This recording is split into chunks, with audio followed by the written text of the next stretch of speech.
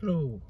Hello. Now we have been asked by a few people to talk to you about setting gas before finding bite. Now the reason we're going to do this is because it gets brought up again and again and again on numerous groups, but particularly in our PDI training group, and it would just be so much easier to be able to send you all a little link to a video where we explain this. Yeah. Why is it an issue about what we are saying in terms of giving the instruction of setting gas before we find bite? Why is it causing an issue? It's causing an issue because it's not following what DES says if it's a part 2 standards check. And one of the main points of part 1 and 2 is to learn what you should teach, and part 3 is about how to teach it. The problem is a lot of people,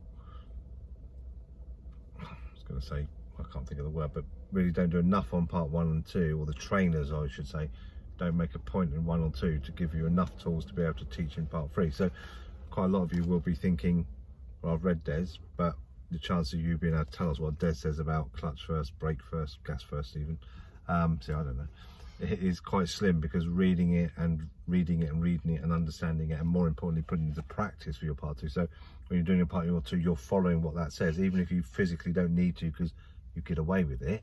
And that's why it's a problem, because some people might get away with not setting the gas and some might not. Therefore, and the examiner needs to know that you're teaching what DES says you should teach, and that stuff isn't made up. It's in there for good reason, over years and years of examiners' experiences and stuff, isn't it? So let's get to the point in terms of what does it say. So if you look in DES, if you look in your moving off section, it says quite clearly here that we set the gas and then we find the bite. Now, what's happening is that people are finding bite with no gas, potentially finding bite against handbrakes, or finding bite against a foot brake and then going across to the gas, or finding a bite and then putting some gas on to go. Now, as Blaine says, it's about the reasons behind this. Some people's will get away with it and have the efficiency to do it, other people's won't. But this is also about teaching the skills that they need in cars that aren't necessarily your cars. So it's all very well you and your jumped up, all singing, all dancing diesel, for example, that doesn't necessarily need gas. And some of them set a little bit of gas if you don't. They're computerised, aren't they? They're absolutely, quite clever. absolutely. But you then go and put that pupil in their 15-year-old Fiesta with 4 mates in the back, and they are not going to be able to pull away using those tools and techniques. So it's going to be covering for them for that. I tend to find on that thing, just for going on, is that can come back and bite you on the bum when they go out for private practice. Yeah. First time they go for private practice, they're a bit nervous anyway, because their mum or dad who tend to shout at them, etc. They're stalling all over the place because they're not setting the gas, and the parents are thinking, this person's had 10 hours, what are the instructors doing? So from that point of view, it can bite you on the bum a little bit. Now, the other time it comes back to bite you is, of course, on a part 3, and this is predominantly, or standards check, of course, this is predominantly where this issue has arisen. So, for example, we had a PDI in the group last week who failed for numerous things, but this was cited in his feedback as being an issue, and the examiner made it very clear that the PDI was trying to solve a problem that was being caused by not having the right solution, and the solution is very clearly said in Driving the Essential Skills. And the instructor had said that they didn't know that, etc., etc. And this is what the examiner was talking about, was the fact that this is the Bible and this is what it says.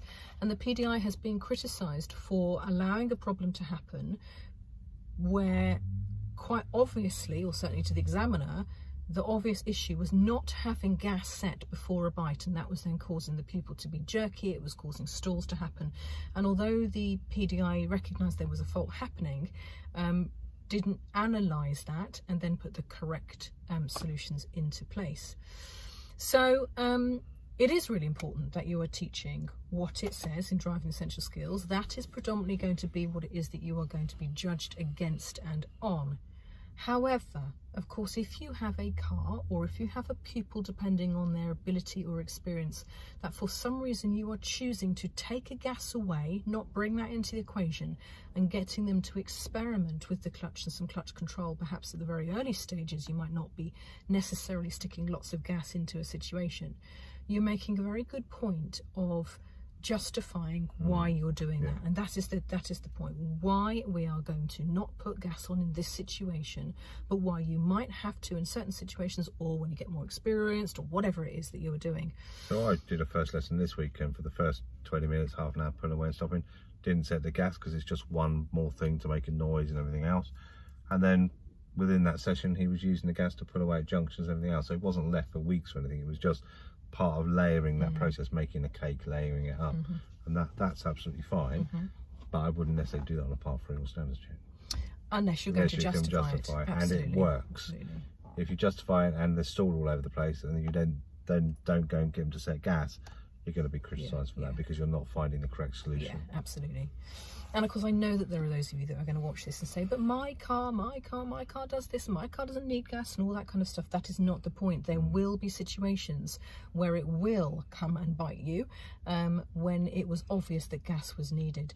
And actually, in most situations, it's actually the more and more experience the pupil gets, the more they needed that gas, because the more you're sitting at those traffic lights on a 50-mile-an-hour dual carriageway that you've stopped at, and you've got a queue of people behind you, and it's rush hour, and all that pressure of what's going on, they need some gas, because actually they don't need to release the handbrake, find some bite, creep off second gear, have a little think about it, then into third gear. This is a gas and go kind of situation that you're needing. A roundabout, for example, if you're having to stop at the roundabout, you've got to give it some gas. Absolutely, that car needs to be telling you it's ready to go. And that will solve all your stalling issues and all that kind of stuff. So it is really, really important that you are saying this and you get the reasons why you're saying it. Now, the other way of justifying it, I guess, if you're going to do something different, is to justify it specific to the subject or the situation that you're practicing, or the skill that you're practicing at that particular time. But also, I would be suggesting that you are also referring to the national standard for driving cars and light vans. Now, I hope this is all on your bedside table. It should be. I repeat, that is the national standard for driving cars and light vans. Now, write that down. This is the DVSA publication. It's been out for a number of years, that sets out the standard that you and I should be driving to. So not instructors, not pupils, everybody. The person that's driven past us now should be driving their car to the national standards for driving cars and light vans. And certainly on your Part 2, you would have been being tested on your ability to drive according to the national standards. So if we should be driving according to the national standards, we should be teaching according to the national standards. And the national standards, if you go and have a look, does say that you need to be aware of your car and what your individual car is needing, because all cars are different, etc., etc. So that is the way of also justifying, if you're going to do something different to DARES, as you quote another DVSA publication saying that, depending on your car, I would suggest that the majority of the time you are going to need to set some gas.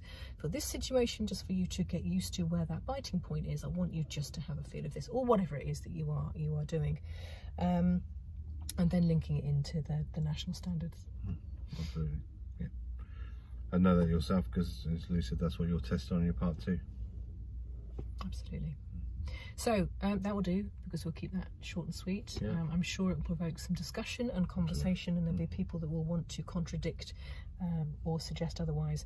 We are merely the bearer of the official word. Yeah, absolutely. And what happens on test? Part 2s and Part standards check. Saying that, if they were to do an hour test and not press the gas and didn't cause them a problem, that's not marked down, because the hour test is marked differently, and you on your Part 2 could get away with it in theory, but you won't get away when you come to teach it, and that's why the Part 2 is so important. Yeah. Okie dokie. Thank you. Speak to you later.